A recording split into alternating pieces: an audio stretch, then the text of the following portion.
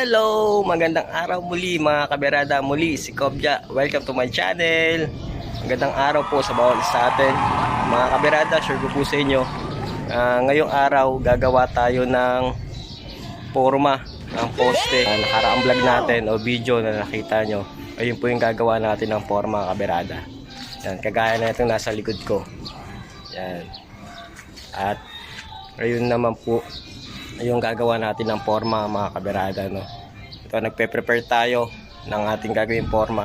Ang sukat na ito, mga kaberada, ay 25 by 35, mga kaberada, yung sukat na gagawin natin forma para sa poste na bubuhusan natin. Ito, mga kaberada, yung pre-prepare natin na forma, no. Nagpatong lang tayo ng kahoy para dito natin ipatong yung pinuli o yung retaso, no. Ayan, naggumawala tayo ng patungan. Kaya siya may pako ng ganyan para hindi siya umusog-usog, no. Ayan, ayan yung gagawin natin forma ngayon.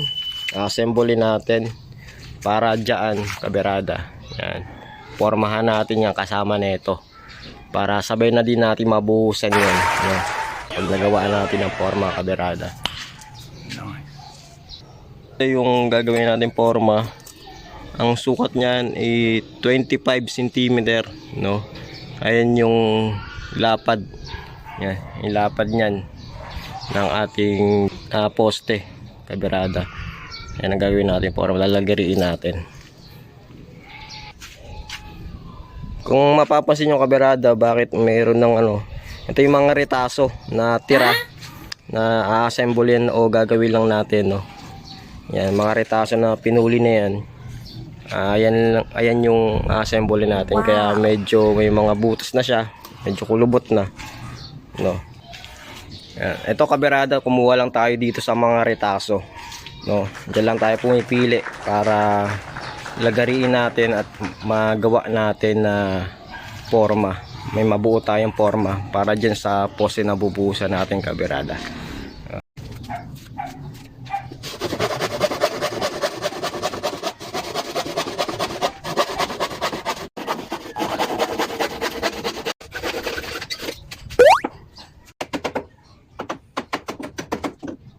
A few moments later. Kaberada, ito sa aking likuran yung ating pinormahan na poste, no. Yung kaninang ginagawa natin na forma. Ito na yon, yung nasa likod ko na to. Hindi ko lang naipakita sa inyo, mga kaberada, kung yung pag-assemble na ito, no. Ayan, naitayo na natin. Kanina may katulong tayo dyan. Tulong natin si Boss Beans, saka si Kuya Dex, no. Shoutout sa inyo. Tinulungan ako magtayo niyan forma na yan kasi medyo mabigat. Yan, nakikita nyo po sa likod na itayo na po natin yung forma. 1 year later. Mga kaberada, yung poste na bubuhusan natin. Katas natin gumawa ng forma at maayos natin yung forma. Ito, bubuhusan natin sa poste. Naging diskarte natin dyan. Ginawa natin lock, alambre. Kahoy dito sa kabilaan. Yan, mga kaberada, yung lock na ginawa natin. At ayun naman yung bubuhusan natin. Kaberada, yung plywood na yung kaberada sa taas. Diyan tayo magbubuhos ng semento. A few moments later. Naghahalo tayo ng semento. Ayan, bubuhusan natin yung isang poste. Yung isang poste na bubuhusan natin, mga kaberada. Ngayon naman bubuhusan natin isang poste, no. Naghahalo tayo ng semento. Ayan, kasama natin si Boss Beans. Katuwang natin maghalo ngayon. Ayan, kaberada, ito yung pangalawang halo namin, no. Natapos na namin buhusan yung isang poste na yon. Yung isa naman na yon, yung sinasandali ni Boss Beans. Yan, nagready na kami ng halo. Yung sukat pala ng measurement na ito, mga kaberada, 133. Isang semento, 3 buhangin, 3 graba. Ayan yung balde na ginamit namin na panukat. Ganito, 3 buhangin dito, 3 graba din dyan. Tapos isang semento. Itong hinalo na namin to, niready namin, 2 semento na yan. Bali 6 na graba, 6 na buhangin. 133 yung measurement na halo na gagawin namin, no. Iba dun sa karaniwang nakasanayan natin yung 134. Yan, nabusan na natin to, mga kaberada. Isang poste na yan. Kung nakikita nyo, ayan. Bubuhusan na natin yan. At ngayon bubuhusan naman natin, pagpapatuloy natin yung poste na yan mga kaberada. Ano. Bago natin binuhusan ng hinalong semento, binuhusan muna natin ang puro yan. Ngayon, doon sa kabila, ganun din gagawin natin. No? Para makapit sa inyo. No? Ngayon, naghahalo kami. Niready namin to. Binababad lang namin yung tubig ng kaberada. 2,000 years later.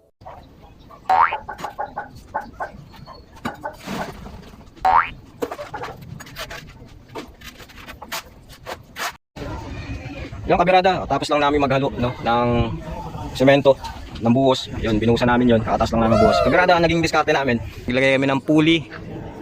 Yan, pulley. Yan, pulley kaberada. No? Tapos tali. Yan. Tapos sa bandang dulo, yan. Lagyan namin ng hook yung bakal. Ito naging diskarte namin kaberada yung na pagbuhos namin kasi dadalawang tao lang kami. Isa dagahalo at yung isa naman dagabuhos sa poste. Kaya kaberada yung isang tip at diskarte din na pwede nyo gawin kahit dalawang tao lang kayo. Pwede nyo magawa yung pagbubuhos ng poste. The next day. Ayan kaberada, yung dalawang poste na ating binuhusan, ayan yung naging resulta. No, ayan din naman yung mga forma na ginamit natin para dyan sa dalawang poste na yan. Tinanggal na natin. Ayan, papatuyuin na lang natin. Yan po yung dalawang poste mga kaberata na binuhusan natin. At ito naman yung mga forma na tinanggal natin na pinaggamitan dyan sa dalawang poste na yan kaberata. Ayan, ayan po yung makikita nyo. So, dalawang poste na binuhusan natin. Pinapatuyo na lang natin mga kaberata. Hello mga kaberada, iyon po ang ilang update natin sa pagpapatuloy po ng paggawa natin dito sa church sa IBC Taytay. At salamat po sa bawat isa ng ating mga kaberada po na nagsusubaybay at nagpapatuloy na nakiki-update po sa ating church construction dito sa taas, sa second floor. No? Maraming salamat po sa bawat isa sa atin. At sa mga hindi pa po nakasubscribe sa ating channel, please subscribe my channel, Kopcha PTV.